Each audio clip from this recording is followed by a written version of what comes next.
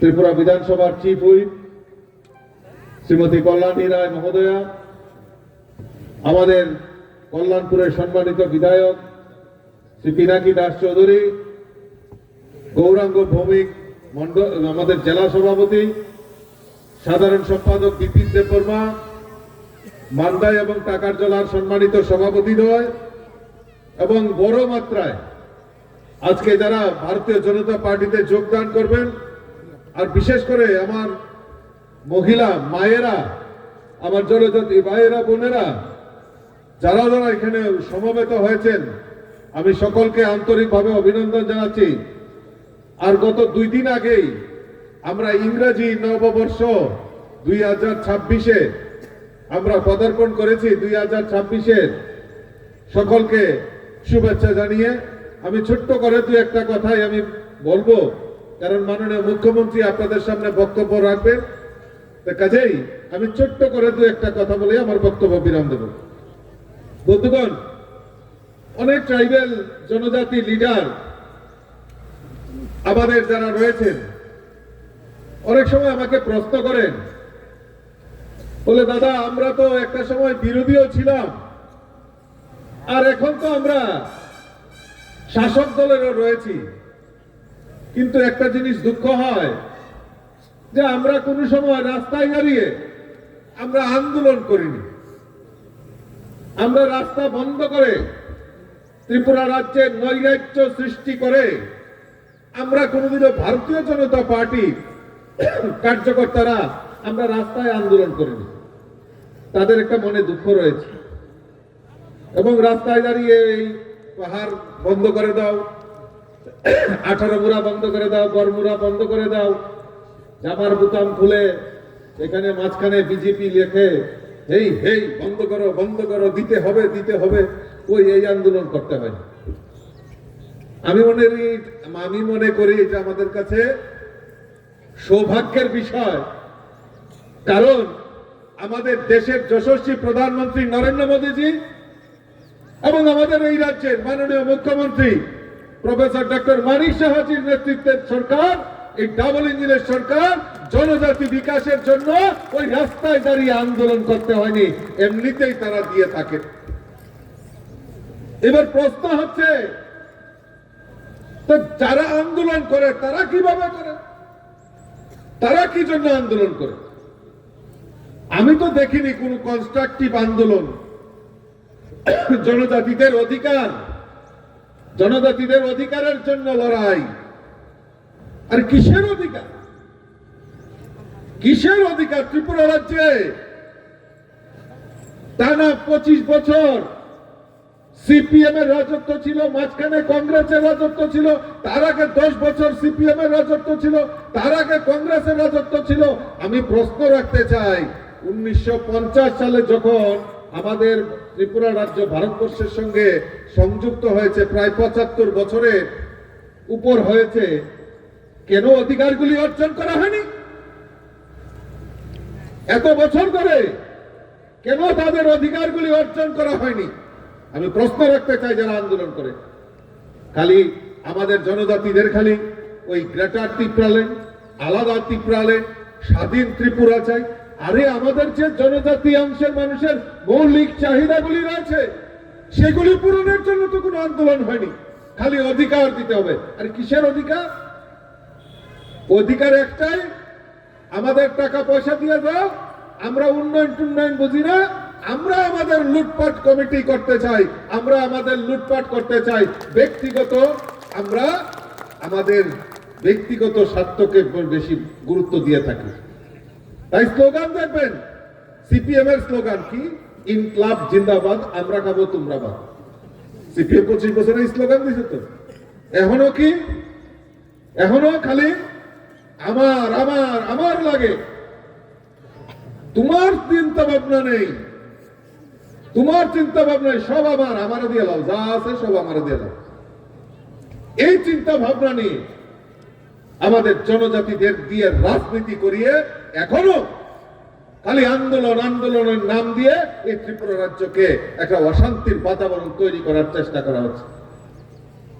আমাদের সরকার আমাদের সরকারের মূল মন্ত্র হলো সবকা সাথ, সবকা বিকাশ, সবকা বিশ্বাস আর সবকা প্রয়াস নিয়ে ভারতীয় জনতা পার্টির সরকার ত্রিপুরা রাজ্যে চলছে। আমি প্রথমে বলেছি যে কেন্দ্রের নরেন্দ্র মোদীজি সরকার, রাজ্যে মাননীয় মুখ্যমন্ত্রী সরকার জনজাতি বিকাশের জন্য কাজ করে চলছেন।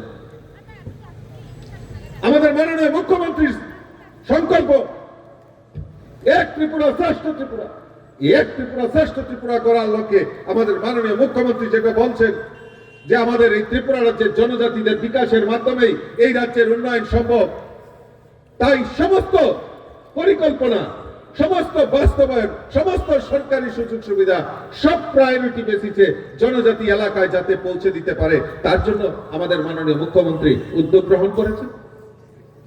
সমস্ত সেন্ট্রাল গভর্নমেন্টের যত বেনিফিশিয়ারি স্কিম আছে সেইগুলি যাতে জনজাতি এলাকায় 100% বাস্তবায়িত হয়, মাননীয় মুখ্যমন্ত্রী সেই দিশা নির্দেশ আমাদেরকে দিয়েছেন।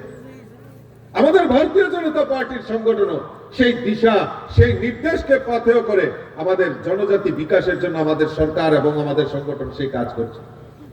আমাদের মুখ্যমন্ত্রীর আরেকটা নারা আত্মনির্ভর ত্রিপুরা, আত্মনির্ভর মহিলা, আত্মনির্ভর জনজাতি, সেই স্লোগান নিয়ে কাজ করছে বন্ধুগণ। আজকে আমার এখানে জনজাতি আমার মায়েরা এখানে উপস্থিত রয়েছে। আপনাদের সামনে বলি, ওই রাস্তায় দাঁড়িয়ে আন্দোলন করতো না। মুখ্যমন্ত্রী কিছুদিন আগে একটা পরিকল্পনা করেছেন। মুখ্যমন্ত্রী জনজাতি মহিলা বুনকর বিকাশ যোজনা, যেটা tribal women weavers development programme. কি করেছেন? আমার জনজাতি, আমার যারা মায়েরা রয়েছেন তাদেরকে ডেভেলপ করতে হবে। কেন? 25 বছর তো সিপিএম এর সরকার ছিল, তার আগেও তো সিপিএম এর সরকার ছিল। সিপিএম খালি জনজাতি দরদি, জনজাতি দরদি। ওই 20টা আসন জনজাতিদের জন্য সংরক্ষিত। সিপিএম প্রত্যেকবার বলতো আমাদের যে কাউন্টিং শুরু হবে 20-এর পর থেকে, কিন্তু 18তে সেই সুযোগ আমার জনজাতি অংশের ভাইয়েরা বোনেরা সবাই মিলে তাদেরকে ঠেঙ্গা দেখিয়ে দিয়েছেন এই সিপিএম কে। আজকে মুখ্যমন্ত্রী যারা মহিলা বুনকর রয়েছেন তাদেরকে আত্মনির্ভর করা। এখন পর্যন্ত যে মুখ্যমন্ত্রী যে এই প্রকল্পের আওতায় 20,000 জনজাতি যারা তাঁত শিল্পী রয়েছেন তাদের পরিবারকে বিনা পয়সায় যাতে তারা তাদের মাধ্যমে যাতে সুতা দেয়া হয়, এবং শুধু তাই নয়, তাদের উৎপাদিত রিসা যেটা আমরা এখন ধারণ করে আছে, এই রিসা পাঁচরা, সেইগুলিকে জিআই ট্যাগ করে যাতে বিশ্বের বাজারে আমাদের জনজাতি মহিলাদের তৈরি রিসা পাঁচরা সাথে বিশ্বের সমস্ত জায়গায় যাতে পৌঁছে দিতে পারে, তার জন্য আমাদের মাননীয় মুখ্যমন্ত্রী এই স্কিমের আওতায় প্রায় 20,000 পরিবারকে সহায়তা করার জন্য ব্যবস্থা আমাদের মাননীয় মুখ্যমন্ত্রী করেছেন। আজকে মুখ্যমন্ত্রী রাবার মিশনের মাধ্যমে এই ত্রিপুরা, আমরা জানি যে রাবার উৎপাদনে ত্রিপুরা ভারতবর্ষের মধ্যে 2য় স্থান অধিকার করেছে। এই যারা আমাদের রাবার চাষিরা রয়েছেন তাদেরকে উন্নয়নের জন্য এই মুখ্যমন্ত্রী রাবার মিশনের মাধ্যমে জনজাতি এলাকায় তাদের যাতে স্মোক হাউস থেকে শুরু করে তাদের যারা রাবার গ্রোয়ার্স আছে তাদেরকে আর্থিকভাবে সহায়তা করা, তাদেরকে উন্নত মানের বীজ মানে তাদেরকে চারা রোপণের জন্য ব্যবস্থা করা, নতুন করে যাতে তারা আকর্ষিত হয় তার জন্য ব্যবস্থা করা। এই মুখ্যমন্ত্রী রাবার মিশনে প্রায় 98,919 জন সুবিধাভোগীকে 3 বছরে ত্রিপুরা রাবার চাষের ব্যাপক প্রসার ঘটাতে 90,000 মানুষের কাছে সেই রাবারের সুযোগ পৌঁছে দেওয়ার কাজ আমাদের ডাবল ইঞ্জিনের সরকার, আমাদের মাননীয় মুখ্যমন্ত্রী সেই ব্যবস্থা করেছেন। বন্ধুগণ, আমরা যদি দেখি গত বাজেট অধিবেশনে যে আমাদের এই রাজ্যে আমাদের ত্রিপুরা সরকার প্রায় 3,450 কোটি টাকা বাজেটে প্রভিশন রেখেছে। কিসের জন্য? এই রাজ্যের জনজাতিদের শিক্ষা, তাদের পরিকাঠামো উন্নয়ন, তাদের স্বাস্থ্য, তাদের কর্মসংস্থান এবং বিশেষ করে জনজাতি যে কৃষ্টি সংস্কৃতিকে সারা বিশ্বের কাছে পৌঁছে দেওয়ার জন্য আমাদের প্রায় ৩,৪৫০ কোটি টাকা সেই বাজেটে প্রভিশন রাখা হয়েছে। আমি ধন্যবাদ জানাই মাননীয় মুখ্যমন্ত্রী মহোদয়কে, যেটা মেজর পোর্শন উনি এই বাজেটে প্রভিশন রেখেছেন, একটাই কারণ, জনজাতিদের উন্নয়ন করতে হবে, ডেভেলপ করতে হবে। আমি জিজ্ঞেস করতে চাই, আজকে এখানে আমার অনেক মায়েরা আছেন, আমার যুবক ভাইয়েরা আছেন, যে আজকে ত্রিপুরা রাজ্যে যারা আন্দোলন করে, ওই থানসা থানসা বলে এই রাজ্যকে বিপথে পরিচালিত করছে, তাদেরকে জিজ্ঞেস করবেন না যে আজকে শিক্ষার জন্য কেন আন্দোলন করে না ত্রিপুরা রাজ্যে? 25 বছর তো সিপিএম এর সরকার ছিল, তার আগে কংগ্রেসের সরকার ছিল। ও তখন তাদের সঙ্গে ইলু ইলু করা, তাদেরকে পেছন থেকে বন্ধুত্ব বন্ধুত্ব ইলু ইলু আই লাভ ইউ বলা, এইটা দিয়ে পার পাওয়া যাবে না। জিজ্ঞেস করবেন তাদেরকে যে এই রাজ্যের জনজাতি অংশের ডাক্তার কজন আছে, এই রাজ্যে কতজন ইঞ্জিনিয়ার আছে, এই রাজ্যে কজন আমাদের পুলিশ আধিকারিক আছেন, টিসিএস আছেন, কজন প্রিন্সিপাল আছেন, কজন প্রফেসর আছেন। কেন আমাদের জনজাতি অংশের ছেলেরা মেয়েরা তাদের মধ্যে সেই পটেনশিয়ালটি নেই? কেন তারা বঞ্চিত হয়েছে? কেন তাদেরকে এই শিক্ষার আলো থেকে বঞ্চিত করা হয়েছে জনজাতি এলাকার আমার ছাত্রছাত্রীদেরকে? ওই তার জন্য তো রাজ্যে আন্দোলন হয়নি, তার জন্য তো আন্দোলন হয়নি। এই রাজ্যে তো একজন ডেপুটি চিফ মিনিস্টারও ছিলেন সিপিএম এর আমলে, দশরথ দেববর্মা, উনি তো ডেপুটি চিফ মিনিস্টার ছিলেন, পরবর্তী সময়ে মুখ্যমন্ত্রী হয়েছেন। আমরা ছোটবেলায় শুনেছি যে জনজাতিদের শিক্ষার জন্য আন্দোলন হয়েছে, ওই উনার সময় তো এই রাজ্যে জনজাতিদের জন্য স্পেশাল কোন রকম শিক্ষার ব্যবস্থা করেনি। জিজ্ঞেস করবেন না তাদেরকে? এখন প্রশ্ন হতে পারে যে আপনারা কি করেছেন, বিজেপি সরকার কি করেছে? আমরা চাই এই জনজাতি ছাত্র ছাত্রী তারা উচ্চ শিক্ষিত হয়ে আমাদের এই রাজ্যে ডাক্তার হবে, ইঞ্জিনিয়ার হবে, প্রফেসর হবে, আমাদের প্রিন্সিপাল হবে, বড় বড় টিসিএস অফিসার হবে। তারা আমাদের এই জনজাতি ছাত্র ছাত্রী জনজাতি যারা আমার ভাইয়েরা বোনেরা, তাদের পরিবার থেকে উচ্চ শিক্ষায় শিক্ষিত হতে হবে। তার জন্য আমাদের রাজ্য সরকার যেটা বলেছিলাম যে ৩,৪৫০ কোটি টাকা বাজেট রেখেছে, তার মধ্যে শুধু ১২০০ কোটি টাকা বাজেটে প্রভিশন রেখেছে জনজাতিদের শিক্ষার আলো থেকে যাতে বঞ্চিত না হয়। আজকে ধন্যবাদ জানাই আমাদের দেশের প্রধানমন্ত্রী নরেন্দ্র মোদীজি, আমাদের মাননীয় মুখ্যমন্ত্রী, আমাদের ট্রাইবাল ওয়েলফেয়ার মিনিস্টার, তাদের যৌথ উদ্যোগে আজকে এই ত্রিপুরা রাজ্যের মতো ছোট্ট রাজ্য জায়গায় আজকে 21টা একলব্য বিদ্যালয় জনজাতি এলাকায় স্থাপনের ব্যবস্থা আমাদের সরকার করেছে। বন্ধুগণ, জনজাতি ছাত্রছাত্রীরা যাতে হোস্টেলে থেকে বিনা পয়সায় তারা যাতে উচ্চ শিক্ষায় শিক্ষিত হতে পারে, তার ব্যবস্থা আমাদের সরকার করেছে। বন্ধুগণ, এই একলব্য বিদ্যালয় শুধু একলব্য বিদ্যালয় নয়, জনজাতি এলাকায় যাতে ছাত্রছাত্রীরা ইংরেজি মাধ্যমে পড়াশোনা করতে পারে, তার জন্য বিদ্যাজ্যোতি প্রকল্প, পিএমসি প্রকল্পের মাধ্যমে ওই স্কুলগুলিকেও ডেভেলপ করার ব্যবস্থা আমাদের ডাবল ইঞ্জিনের সরকার করেছে। বন্ধুগণ, জনজাতি ছাত্রছাত্রীদের উচ্চ শিক্ষার জন্য স্কলারশিপ এবং বিশেষ কোচিং এর ব্যবস্থা আমাদের রাজ্য সরকার সেটা করেছে। বন্ধুগণ, সে তার জন্য ১২০০ কোটি টাকা সেখানে প্রভিশন রাখা হয়েছে।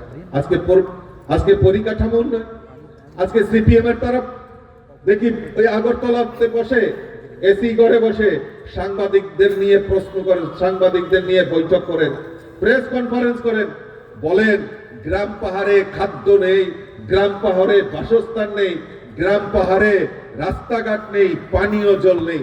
আমি জিজ্ঞেস করতে চাই ওই পূর্বক দলদেরকে, তোমরা যে আগরতলায় বসে প্রেস কনফারেন্স করছো, তোমাদের প্রাক্তন মুখ্যমন্ত্রী কে মানিক সরকার, একবার লজ্জা লাগে না তোমাদের?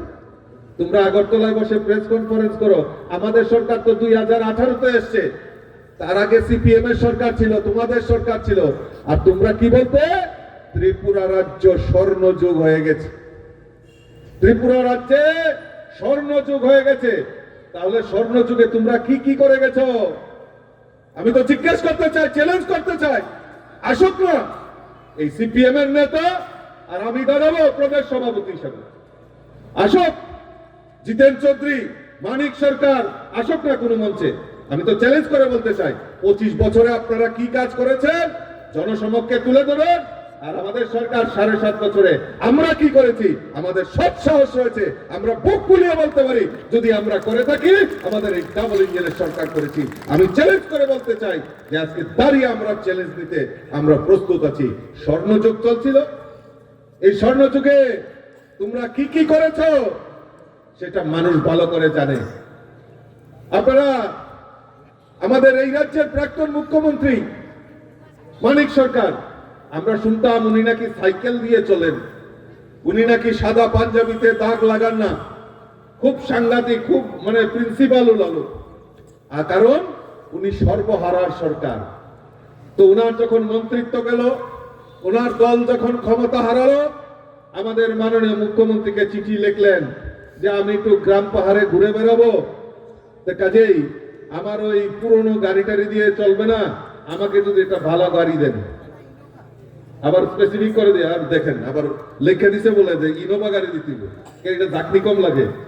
আচ্ছা, তো কইছে, তো আমাদের মাননীয় মুখ্যমন্ত্রী কয়ে দিয়েছেন। এইবার আমাদের মাননীয় মুখ্যমন্ত্রী একটু দিল দরিয়ার মানুষ, তো যেহেতু কইছে ঠিক আছে তথাস্তু, উনিও দিয়ে দিলেন একটা সুন্দর গাড়ি। তা আমরা গিয়া পরের দিন কল্যাণী দিয়ে আমরা গিয়া জিজ্ঞেস করলাম, আরে সিএম সাহেব এটা দিয়ে দিলেন, ব্যাপারটা কি?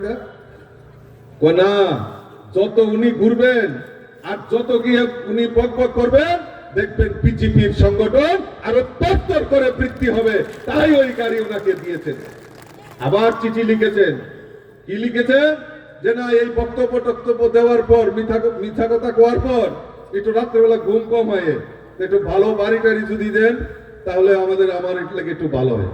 তারপর সবচেয়ে সুন্দর মাননীয় মুখ্যমন্ত্রীর ঠিক কাছাকাছি সুশান্ত চৌধুরী আর শান্তনা চাকমার মাঝখানের কোয়ার্টারটা খুব সুন্দর ডুপ্লেক্স কোয়ার্টার যদি দিয়ে থাকে, ওই সর্বহারার যে নেতা প্রাক্তন মুখ্যমন্ত্রী মানিক সরকারকে সেটা দিয়েছেন, যাতে উনি ওই বকাবো বিজেপিকে গালিগালাজ করে ওই সুন্দর বিল্ডিং এ যাতে উনি আরামসে ঘুমাতে পারেন তার ব্যবস্থাও আমাদের বর্তমান মুখ্যমন্ত্রী সেটা করে দিয়েছেন, তথাস্তু করে দিয়েছেন। কারণ উনারা সর্বহারার সরকার, উনারা সর্বহারার সরকার। সাইকেলে চলেন, সাদা পাঞ্জাবি পরেন, আর মানুষের কাছে গিয়ে মিথ্যা কথা বলে থাকেন। জিজ্ঞেস করবেন না তাদেরকে? জিজ্ঞেস করবেন না জনজাতিরা কেন শিক্ষার আলো থেকে বঞ্চিত হয়েছে? পরিকাঠামো নয়, রাস্তাঘাট, পানীয় জল জনজাতি এলাকায় পৌঁছে দেওয়ার জন্য প্রায় 900 কোটি টাকা আমাদের ত্রিপুরা সরকার সেখানে বাজেটে প্রভিশন রেখেছে। স্বাস্থ্য উপজাতি অঞ্চলে sub health centre, mobile clinic এবং বিশেষ করে আমাদের মায়েদের যাতে ফ্রি ট্রিটমেন্টের ব্যবস্থা আমাদের রাজ্য সরকার সেখানে ব্যবস্থা করেছে, তার জন্য 450 কোটি টাকা ব্যবস্থা করেছে। এসটি যারা উদ্যোক্তা এন্টারপ্রেনার যারা রয়েছেন, ট্রাইবাল কোঅপারেটিভ সোসাইটির মাধ্যমে তাদেরকে সহজ কিস্তিতে এবং কম ইন্টারেস্টে যাতে তারা লোন নিতে পারে। আমাদের জনজাতি যে যারা যুবক রয়েছেন, যুবক যুবতীরা, তাদের রোজগার বৃদ্ধির জন্য তার ব্যবস্থা আমাদের রাজ্য সরকার করেছে। তার জন্য 500 কোটি টাকার সেখানে ব্যবস্থা রাখা হয়েছে। তার জন্য কৃষি, হস্ততাঁত এবং বনজ উৎপাদনে প্রশিক্ষণ এবং সেগুলি বাজারজাত করার জন্য সেখানে আর্থিকভাবে সহায়তা আমাদের রাজ্য সরকার করছে। আমাদের কৃষ্টি সংস্কৃতি আমরা ধন্যবাদ জানাই। আজকে আমাদের এই রিসাকে এখানে দিয়ে অভ্যর্থনা জানানো হয়েছে। আমাদের মায়েরা হাতের তৈরি এই রিসা, আজকে এই রিসা আমাদের কৃষ্টি, আমাদের সংস্কৃতি, এই জনজাতিদের কৃষ্টি সংস্কৃতিকে বিশ্বের দরবারে পৌঁছে দেওয়ার কাজ আমাদের মাননীয় মুখ্যমন্ত্রী সেটা করে দিয়েছেন। আজকে সমাজপতি, আজকে যারা সমাজপতি, জিজ্ঞেস করবেন না যারা আন্দোলন করে, একবার জিজ্ঞেস করবেন তো যে সমাজপতিদের ভাতা আমাদের সরকার আসার পর 2018-তে সেই সময় প্রাক্তন মুখ্যমন্ত্রী বিপ্লব কুমার দেবের নেতৃত্বে সরকার 2000 টাকা করা হয়েছে। মাননীয় মুখ্যমন্ত্রী প্রফেসর ডক্টর মানিক শাহজি আরো এক ধাপে গিয়ে ওই 2000 টাকাকে 5000 টাকা করে সামাজিক ভাতা সমাজপতিদের কাছে পৌঁছে দেওয়ার কাজ আমাদের সরকার করেছে। বন্ধুগণ, কাজেই বন্ধুগণ, আমি আমার আলোচনা বেশি আর দীর্ঘায়িত করছি না। আমি শুধু আপনাদের কাছে অনুরোধ রাখি যে আজকে যারা বিভ্রান্ত করছে, যারা জনজাতিদের নিয়ে রাজনীতি করার চেষ্টা করছে, তাদেরকে উচিত শিক্ষা দিতে হবে।